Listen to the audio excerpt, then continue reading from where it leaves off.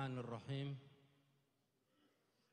Alhamdulillah nahmaduhu wa nasta'inuhu wa nastaghfiruh wa na'udzu billahi min syururi anfusina wa min sayyiati a'malina may yahdihillahu fala mudilla lahu wa may yudlilhu fala hadiyalah. Asyhadu an la ilaha illallah wa asyhadu anna Muhammadan abduhu wa rasuluh. Allahumma shalli ala sayyidina wa habibina wa maulana Muhammadin sallallahu alaihi wasallam. Assalamualaikum warahmatullahi wabarakatuh. Pertama-tama sebelum saya mengucapkan rasa hormat kepada penyelenggara dan para hadirin yang ada, saya akan mengajak secara bersama-sama kita sesuai dengan acara hari ini, yaitu Maulid Nabi Muhammad Sallallahu Alaihi Wasallam. Maka jangan melupakan, marilah kita bersama-sama membaca kalimat tauhid. Mohon dengan segala hormat mengikuti apa yang saya sampaikan, yaitu membaca kalimat tauhid. La ilaha illallah. La ilaha illallah. La ilaha illallah.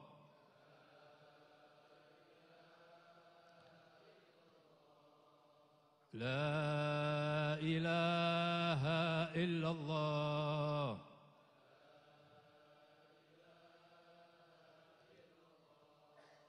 Muhammadur Rasulullah.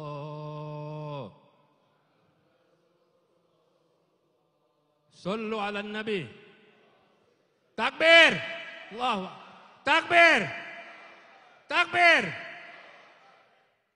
Mohon maaf yang saya hormati Dr. Habib Salim Sagaf Al-Jufri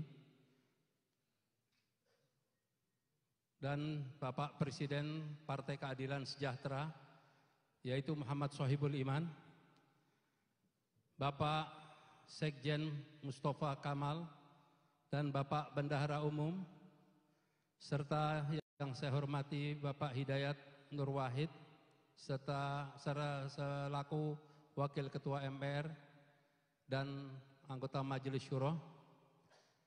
Yang saya hormati para habaib, para alim ulama, para asatid, para asatidah yang hadir di tempat ini, dan yang saya hormati Bapak Jazuli Juwaini, Bapak Prasetyo, Budi Prasetyo, Priyo Budi Satrio, iya. Maaf Pak, masih jet lag, baru pulang kembali kemarin dari Mekah. Yang saya hormati Bapak Munahar Mukhtar, Ketua MUI DKI. Saya dengar Bapak mau mengadakan acara, Pak. Tanggal 19 apa 21, Pak? Betul, Pak. Tidak mundur. Tidak takut dibatalkan. Benar, Pak. Saya bersama Bapak. Allahu Akbar. Jadi awalnya beliau dengan Majelis Nurul Mustafa akan mengadakan tanggal 19. Insya Allah bersedia 21 ya. Alhamdulillah. Itu pesan Habib kita kemarin. Jadi apapun kawal dibuat tanggal 21 agar keluar 212 dan insya Allah ada 313 yang akan kami selenggarakan juga di Monas. Tidak boleh ada kejedahan, tidak boleh ada berhenti seluruh perjuangan hingga mencapai pada bulan April Pilpres. Yang kami hormati Bapak Gubernur dari Sumatera Barat, Pak Iwan Praitno, dan saya mungkin mohon maaf tidak bisa menyebutkan satu persatu yang mungkin saya lupa. Pak Abdurrahman Basuro sebagai sahabat saya, Habib kita, siapa? Ketua Umum Al-Irsyad. Kif halukum khair? Alhamdulillah. Jadi pada hari ini kita hadir di tempat ini menghadiri Maulid Nabi Muhammad Sallallahu Alaihi Wasallam, yaitu hari lahirnya beliau, yang mana Allah menciptakan Rasul, yaitu tanpa beliau saya yakin kami tidak akan seperti sekarang. Kami mungkin belum tentu memeluk sebuah agama yang benar maupun kami di jalan yang benar. Allah menciptakan Rasul benar-benar membuktikan kebesaran Allah tanpa diperlukan campur tangan baik daripada orang tua, ibunya maupun kakek maupun pamannya, yang diambil dan dikembalikan kepada Allah Subhanahu wa taala dari sejak Rasulullah masih di dalam kandungan ibunda.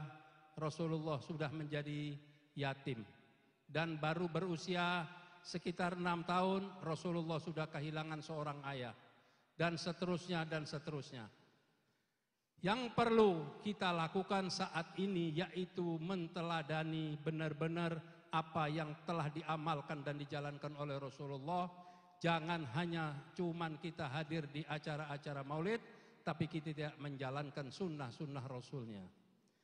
Sunnah Rasul apabila kita jalankan secara kafah, yaitu kita harus berjuang dan berbuat di jalan yang benar.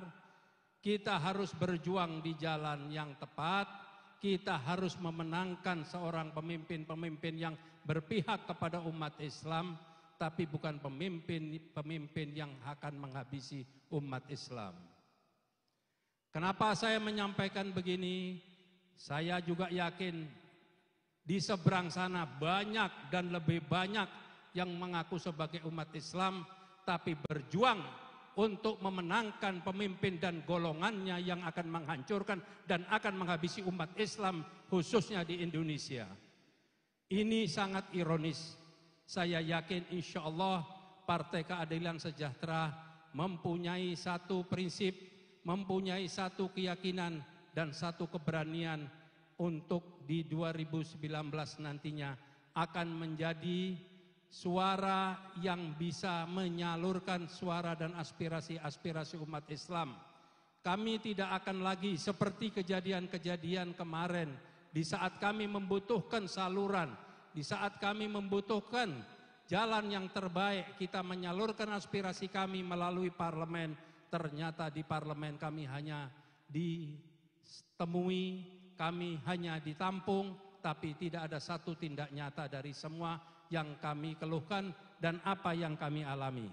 Insya Allah nantinya apabila PKS dapat merengut dan dapat mendapatkan suara yang terbanyak, suara yang sebanyak-banyaknya untuk parlemen, baik pun di tingkat pusat maupun di provinsi dan kabupaten, tolong segera PKS benar-benar akan menjadi dan menampung aspirasi umat Islam di dalam segala permasalahan-permasalahan yang telah dialami saat ini hingga 2019.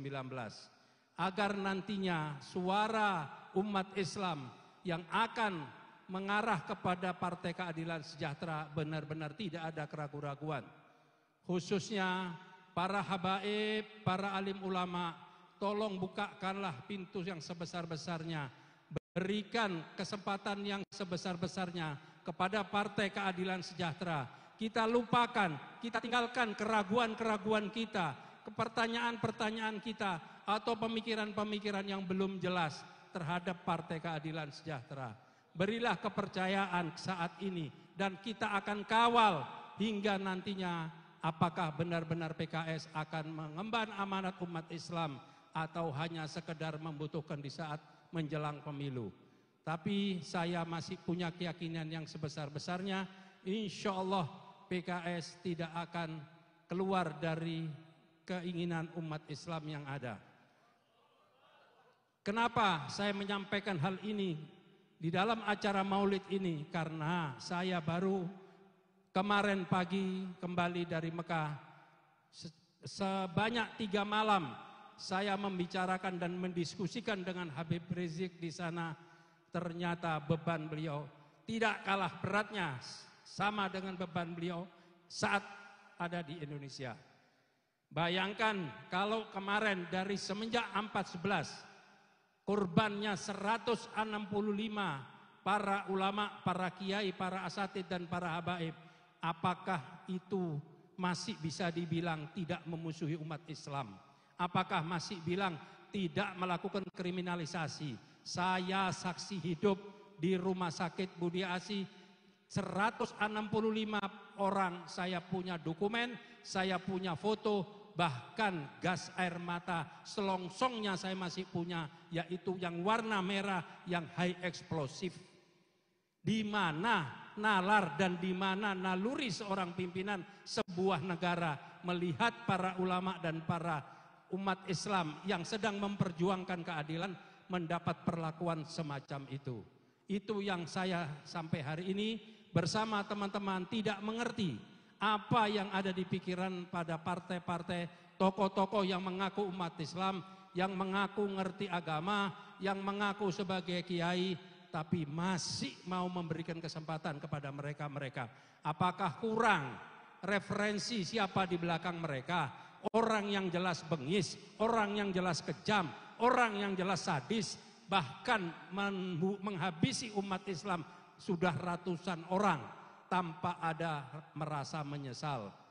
Untuk itu saya berharap khususnya kepada Ketua MUI DKI benar-benar membuktikan apa yang disampaikan tadi, agar benar-benar ada satu pegangan bagi kita. Karena saya mohon maaf, saya juga ada di MUI di pusat, Pak Munahar. Jadi saya merasakan bagaimana para pengurus MUI di pusat juga masih berpikir yang belum jelas arahnya kemana. Ini menjadi satu beban bagi saya.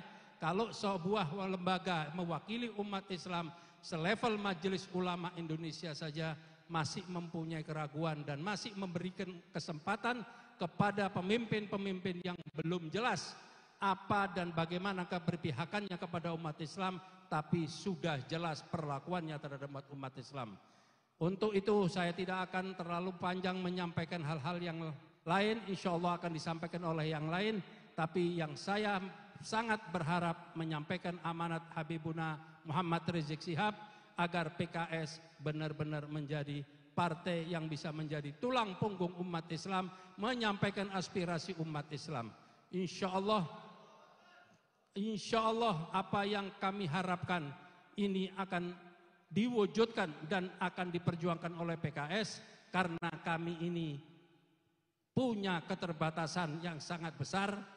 Kami hanya orang jalanan, kami hanya bisa berjuang sampai di depan pintu. Kami tidak bisa masuk ke dalam hingga mempengaruhi atau berperan di dalam pemerintah, baik pemerintah pusat, eksekutif maupun legislatif.